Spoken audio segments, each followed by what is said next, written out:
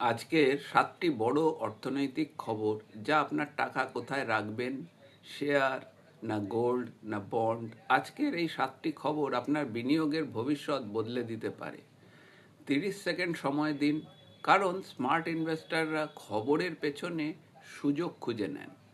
প্রথম, গোল্ডম্যান স্যাচেসের বড় বাজি। গোল্ডম্যান স্যাচেস বলছে ভারতে 30 বছরের গভর্নমেন্ট বন্ড কিনুন, কারণ মুদ্রাস্ফীতি কমছে, অপরিশোধিত তেলের দাম তুলনামূলক নিয়ন্ত্রণে এবং ইউএস ইরান যুদ্ধবিরতির ফলে সরকারের আর্থিক ঝুঁকি কিছুটা কমেছে। কারণ যদি 10 লক্ষ দীর্ঘমেয়াদী স্থির আয়ের লক্ষ্যে বিনিয়োগ করেন, তাহলে বন্ড আপনার পোর্টফোলিওর একটি গুরুত্বপূর্ণ অংশ হতে পারে। শেয়ার বাজারে টানা দ্বিতীয় দিন পড়েছে। আইটি শেয়ারের দুর্বলতা ও মাস শেষের এক্সপায়ারির কারণে বাজারে চাপ দেখা গেছে। তবে পুরো জুন মাসে বাজার ইতিবাচক রিটার্ন দিয়েছে। আরবিআই এর তারল্য সহায়তা ও বিদেশি বিনিয়োগকারীদের আগ্রহের জন্য। একদিনেই পতন মানে দীর্ঘমেয়াদী সমস্যা নয়। এলআইসির শক্তিশালী অবস্থান, এলআইসির এনএসসিতে অংশীদারিত্ব এখন ইনফোসিস, টিসিএস এবং এইচডিএফসি ব্যাংকের মধ্যে বড় কোম্পানিকেও ছাড়িয়ে তাদের অন্যতম বড় ইকুইটি হোল্ডিং হতে চলেছে।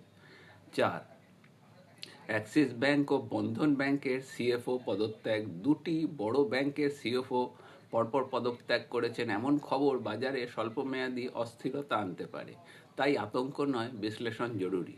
5, ভারতের বিদেশি ঋণ বেড়েছে। এক্সটার্নাল ডেট দাঁড়িয়েছে 762.8 বিলিয়ন মার্কিন ডলার, আর ডেট টু জিডিপি রেশিও হয়েছে 20.8%। সংখ্যাটি নজরে রাখার মতো, তবে একে সবসময় দেশের সামগ্রিক অর্থনৈতিক অবস্থার সঙ্গে মিলিয়ে দেখতে হয়।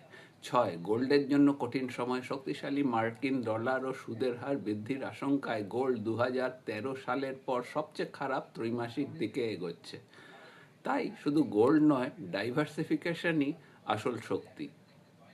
7, জাপানি ইয়েন 40 বছরের সর্বনিম্নে। বিশ্বের বড় অর্থনীতিগুলোয় মুদ্রার ওঠানামা বিশেষভাবে বিশ্ববাজারে নতুন সুযোগ ও ঝুঁকি দুটোই তৈরি করে।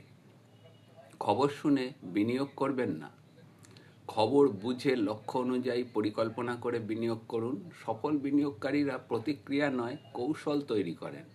এমন প্রতিদিনের মার্কেট আপডেট ও স্মার্ট ফিনান্সিয়াল প্ল্যানিং পেতে ফলো করুন। কমেন্টে লিখুন প্ল্যান। আপনার ফিনান্সিয়াল হেলথ রিভিউর জন্য যোগাযোগ করুন। এই ভিডিও শুধুমাত্র শিক্ষামূলক উদ্দেশ্যে তৈরি। এটি কোনো বাই, সেল বা বিনিয়োগের ব্যক্তিগত পরামর্শ নয়। বিনিয়োগের আগে নিজের আর্থিক ঝুঁকি, লক্ষ্য গ্রহণ ক্ষমতা এবং প্রয়োজনে একজন নিবন্ধিত সার্টিফাইড ইনভেস্টমেন্ট অ্যাডভাইজার বা অর্থনৈতিক বিশ্লেষকের সঙ্গে পরামর্শ করুন।